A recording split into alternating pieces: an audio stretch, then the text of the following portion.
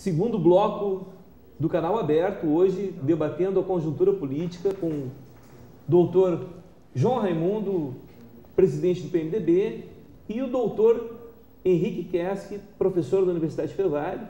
E nós estávamos aqui em um grande debate no primeiro bloco, fazendo uma análise da conjuntura, né, num momento em que também a gente observa nas redes sociais um debate virulento, um debate de ódio, né, alguns espalhando a cisânia, né, espalhando notícias falsas, inclusive, né, elucubrações, prognósticos, aquela coisa toda. E, infelizmente, eu acho que essa granalização, sabe, essa história da é Maragato, é Chimango, é o fla-flu da política, né, é um de um lado, outro, é o maniqueísmo. Né? Tu é petralha, tu é coxinha, tu é de direita, tu é de esquerda.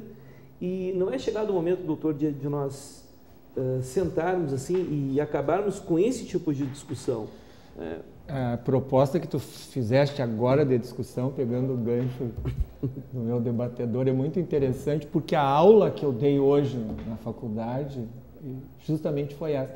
Quando eu estudei direito, não se debatia, não se discutia, nós estávamos em plena ditadura militar, o direito era positivista, aplica a lei e pronto. Realmente nós estamos tendo esta oportunidade do debate político e nós não podemos perder a oportunidade, nós não podemos radicalizar as posições e criar uma espécie de fanatismo ideológico, não é? Eu não posso simplesmente enxovalhar toda a atuação política de nenhum partido dizendo que não contribuiu com nada. Isso é um absurdo.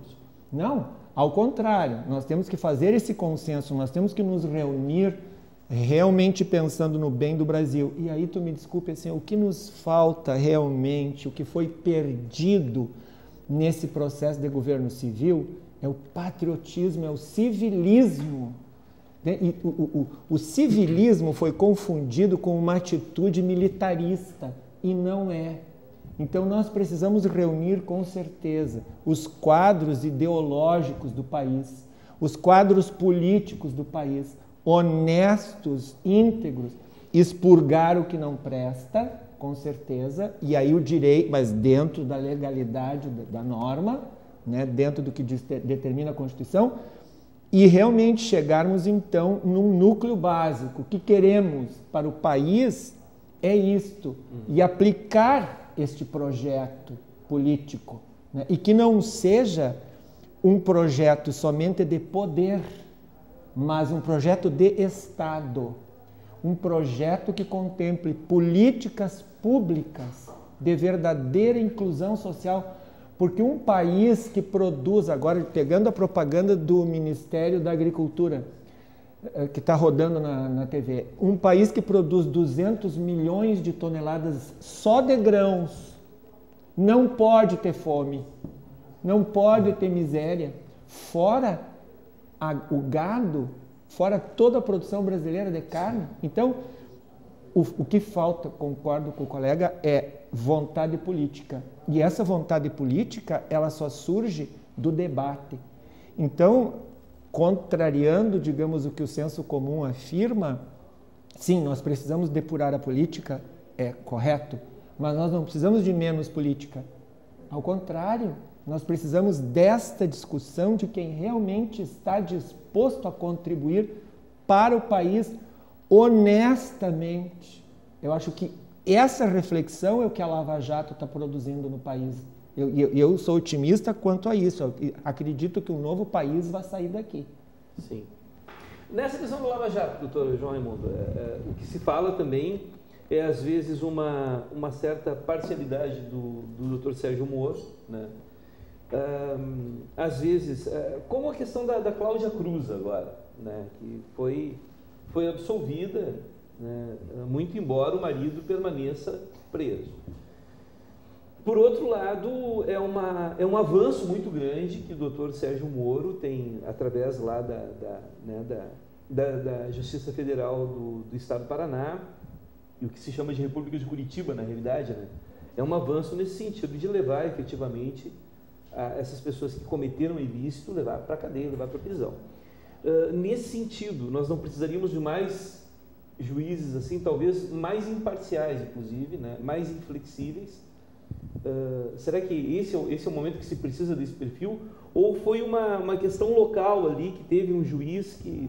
Porque, na realidade, toda a inspiração que ele teve foi no Manipulite, que foi o Mãos Limpas, um processo aqui do lado da Itália, que eu também não sei se houve uma limpeza propriamente dita. Os erros processuais lá Sim. fizeram com que, quando chegasse ao Supremo da Itália, 60% fosse liberado. Pois é. Então, essa figura do juiz, até nós que somos advogados militantes, a figura do juiz midiático, assim, é uma coisa que nos assusta um pouco, porque sabe que sempre tem aquela coisa, daqui a pouco tem uma sessão de desagravo na OAB lá em relação ao advogado que sofreu lá uma injúria, né, um ataque Sim. de um juiz, né? Será que ele não está se investindo muito desse poder? O fato de ele ir para redes sociais e pedir apoio da população, né, que é uma coisa que a gente não...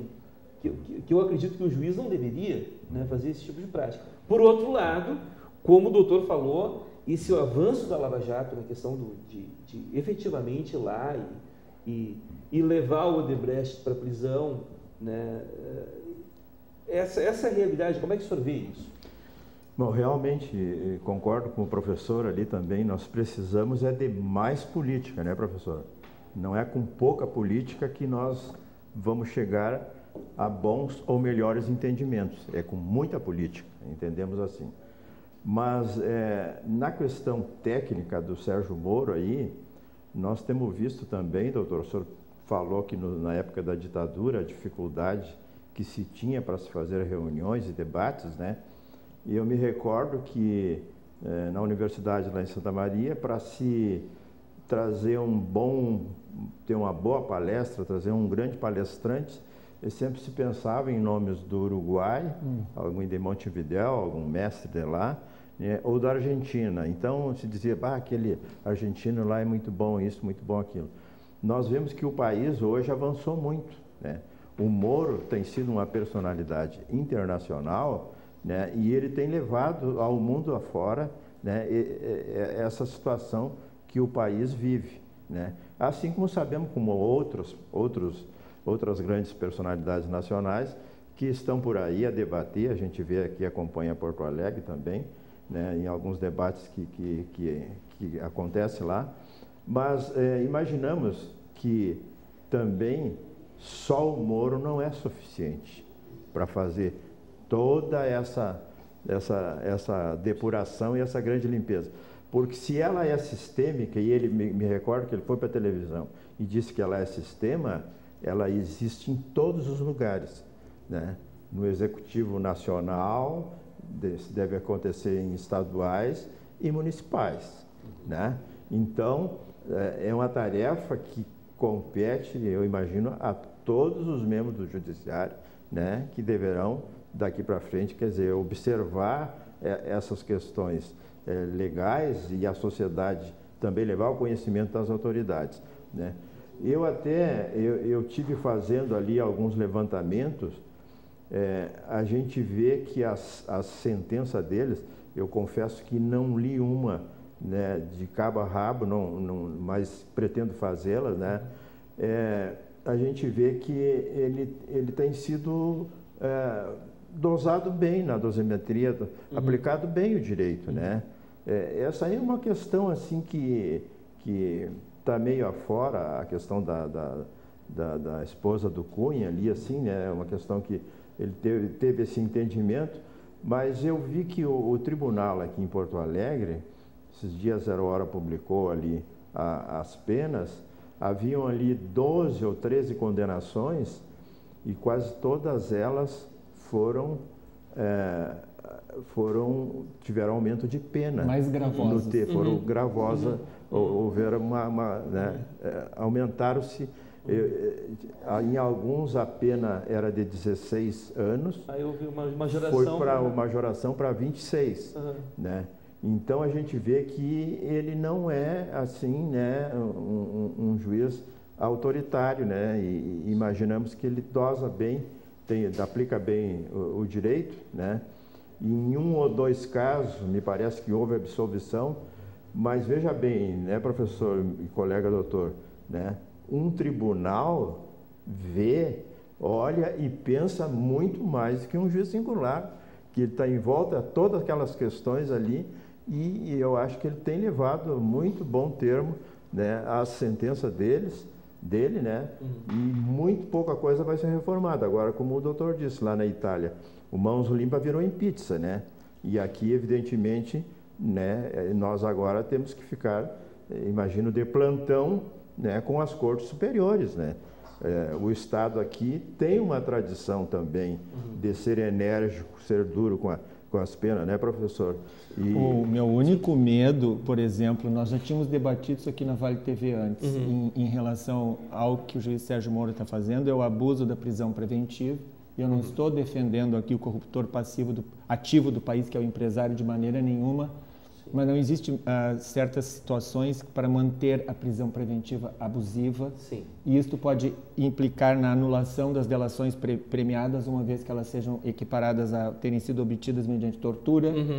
Então, conduções coercitivas, porque eu não posso permitir isto, ainda que moralmente eu concorde, porque isto pode se voltar contra mim. A justiça penal é a última ratio, não a primeira. Porque isso pode depois eu também ser conduzido coercitivamente, né? E eu temo, e o falecido Teori Zavascki, ele chegou a repreender o juiz Sérgio Moro por isso que tu disseste, pela questão da mídia, pelos apelos que ele fazia na mídia. Não venham participar do protesto em Curitiba, significa a mesma coisa que dizer venham para cá. O juiz não pode realmente ter esta presença política, então ele deixa de ser juiz e passa a ser político. Quando Sérgio Moro divulga o áudio da presidente Dilma com o Lula, ele pratica um fato político. Foi isso que desencadeou depois o movimento político do impeachment. Ele não poderia fazer. O próprio Teori Zavascki disse isso, né?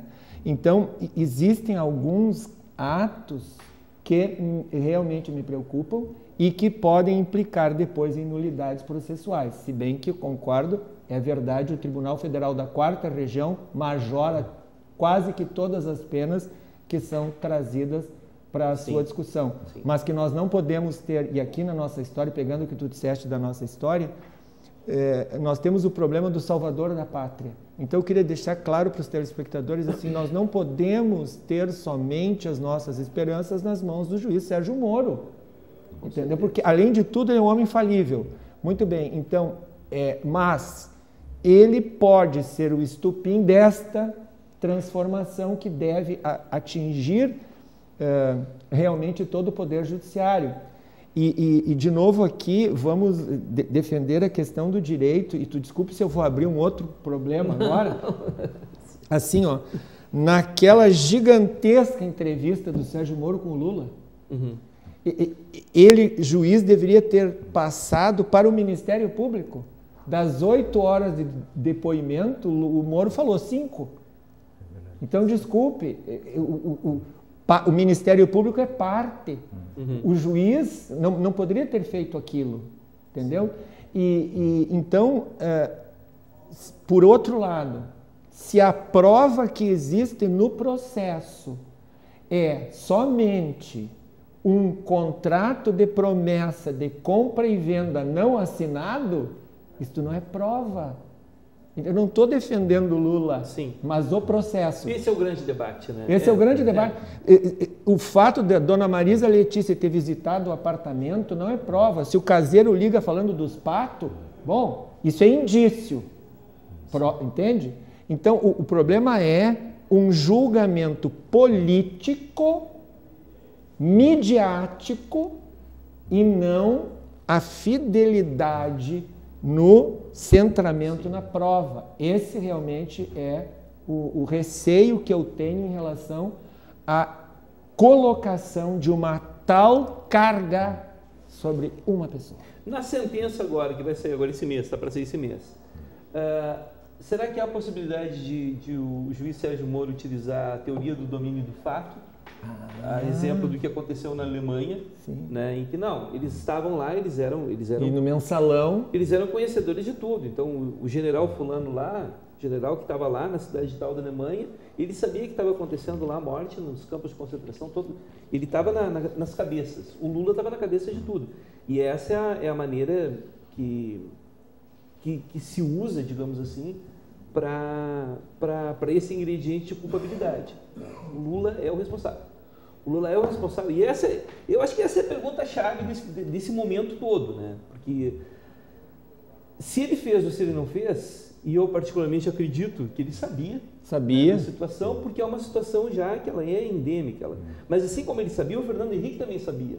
O Itamar também sabia. Nós não falamos do Itamar, porque todo o processo de impeachment que houve lá na época do Collor, que foi, de certa forma, parecido com esse impeachment da Dilma. Né? Foi o mesmo processo, enfim, o Congresso reuniu e impeachmentou, digamos, o Collor, né, da sua função de presidente da República.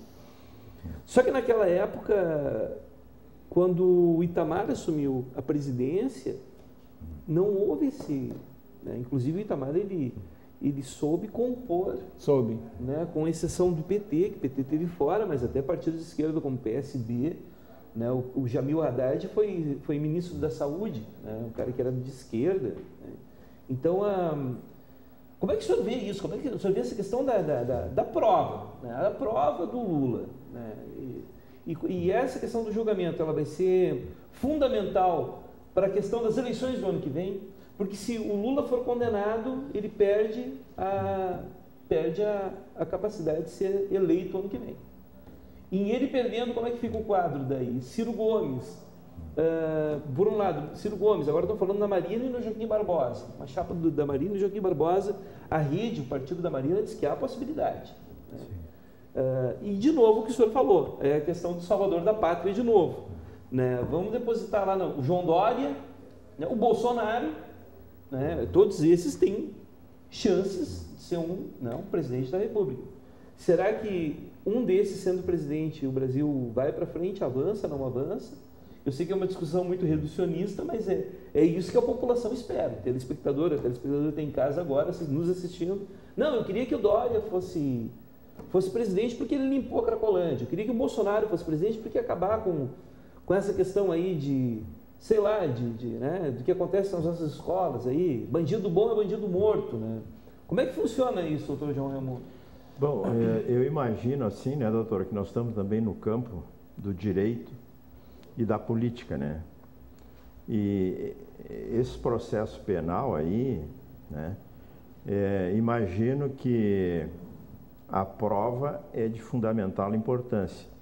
Então, através do que o Moro tem feito, né, e é claro que tem recaído mais sobre ele um grande volume de processo, e é ele que tem puxado à frente, né? Eu imagino que ele aplica muito a técnica, ele se atém muito, né, aos fatos aqueles juridicamente relevantes, né? E imagino que vai haver também de parte dele, haverá outras absolvições por questões da prova, né? Porque hoje nós não podemos também pegar todo o ordenamento jurídico, né, professor, e rasgar hoje, né, porque se imagina que a teoria do domínio do fato é muito relativa. Na órbita penal, me parece que ela, né, precisa de elementos mais objetivos, né? Então, imagino que muita coisa o Moro também haverá de absolver, né? E também a outra pergunta que tu falou foi sobre a questão da ficha. Já a questão da ficha, de sujar a ficha ou não, né? Aí é uma questão também que hoje os tribunais, né, já não estão levando em conta aquela questão também que tem que haver outras reformas do trânsito em julgado, né, professor? Né? Sim. Nós estamos vendo que o segundo grau, a segunda instância, já está passando a ter um outro valor, né, sobre a questão do julgado definitivo, né? E imagino que a ficha limpa, a questão eleitoral, né, já seria, nós já estamos mais no campo do direito aí administrativo, né? Porque a questão eleitoral diz assim, olha, o fulano lá está com tantos processos, tantas condenações assim, né? E aí imagino também que uma reforma no campo eleitoral também pode trazer novos fundamentos, né, para rechaçar-se uma candidatura. Mas do jeito que está posta aí também é um complicador, porque nós não podemos cair no casuísmo, né? Nós não podemos cair no casuísmo, porque, como tu falaste sobre que lá na Alemanha foi assim e tal, né? Isso às vezes são situações muito radicais, né? E que não é, né, do nosso direito, não é da nossa cultura jurídica e cultura política, né? Esse tipo de radicalismo. A gente vê assim pela própria transição da questão militar para a democratização do país, que houveram muitas questões assim que foram relevadas, né? E nesse momento também imagino que tem que haver novas reformas, mas muita coisa certamente haverá de mudar, né? Mas objetivamente, respondendo objetivamente, não imagino que só por isso ou por aquilo alguém já não poderá concorrer a essa ou aquela eleição, né?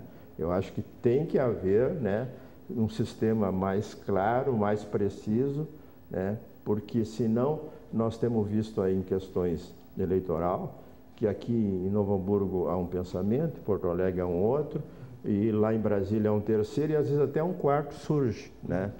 É claro que não há o direito é assim mesmo, não há uma uniformidade, né? Nem é possível, mas tem questões que são assim preliminares que devem vir assim de plano. Pode, a pessoa que está com tantos processos assim assado, alguma condenação, pode ou não pode? Não, não pode. Então não pode. Não pode para aquele, não pode para todos. Né? Se pode para todos. Agora, enquanto réu até a condenação, seja para qualquer pessoa. Ah, eu sou réu de um processo, mas eu não fui condenado. E aí vamos... Esse é o problema do casuísmo. Exatamente. Aí vamos colocar para todo mundo. Para todos. Vamos colocar para Maria da Penha, vamos colocar para todo mundo. Claro. Né? Eu fui acusado, né? Não, eu estou lá me defendendo no processo. A maior garantia constitucional aqui é essa, quer dizer, tu só pode ser condenado com sentença transitada em julgado, ou seja, no último grau de jurisdição. Sim, Como é que o Supremo se reúne e decide que pode prender em segunda instância? Porque querem prender o Lula para evitar que concorra, porque querem condenar. Isso é casuísmo. Eu não estou defendendo o Lula, eu estou, de novo, defendendo o direito. Exatamente. E a pergunta que é muito importante que tu trouxeste da questão do domínio do fato, porque nasce isso no direito alemão, né? E o que nós não podemos fazer no Brasil é importar estas soluções jurídicas e aplicar aqui como se a nossa realidade fosse a mesma. É claro que quando o Dallagnol, do MP, acusa o Lula como grande operador do esquema, ele está certo de fazer isso porque o Ministério Público é parte.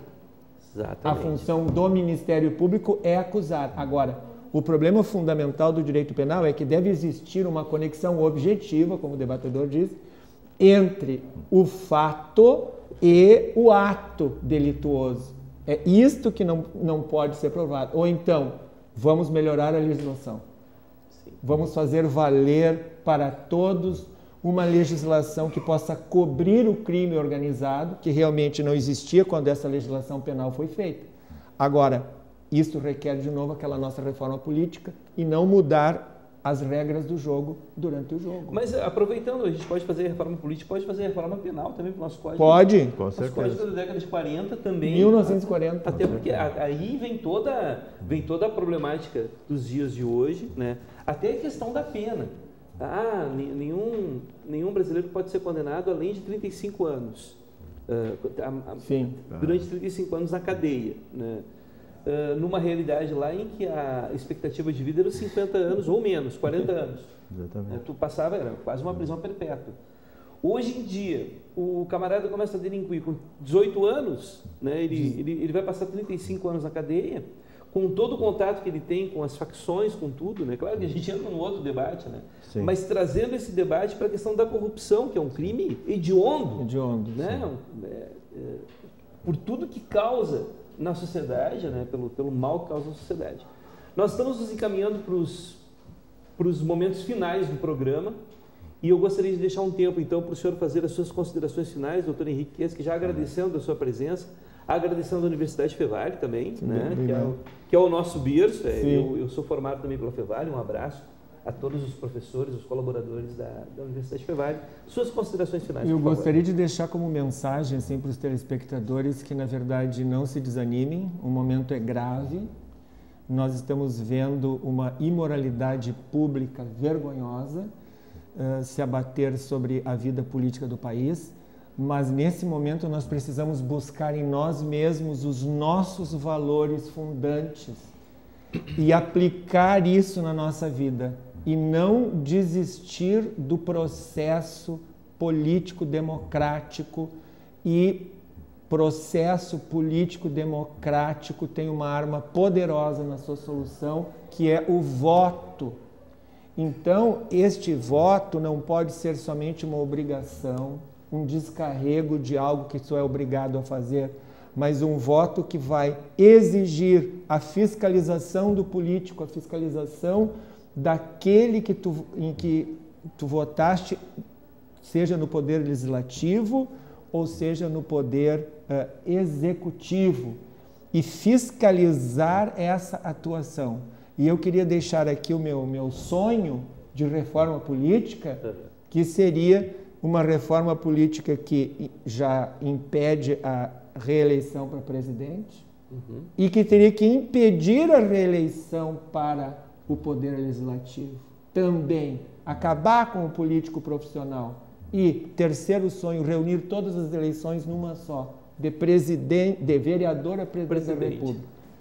Fechando, não percam as esperanças de mudar este país, porque nós estamos vivendo um processo de depuração e ele é necessário. Muito obrigado. Muito bem, muito obrigado, professor doutor Henrique Quesque. Suas considerações finais, meu amigo doutor João Raimundo, presidente do PMDB. Bom, agradeço essa grande oportunidade que tu nos deste, estar presente aqui na TV NH, com figuras tão ilustres como o professor doutor Henrique, como o Marco, e dizer que nós também, professor, nós temos grande esperança de que dias melhores virão, né? Nós temos certeza de que, ao contrário do que muita gente pode pensar, de que o país está nesse marasmo e isso aí é muito ruim, é péssimo para isso, para aquilo, né? Nós temos que levar mensagens novas de que esta crise, nós vamos sair dela e vamos sair para um futuro melhor para os nossos filhos e para os nossos netos, né?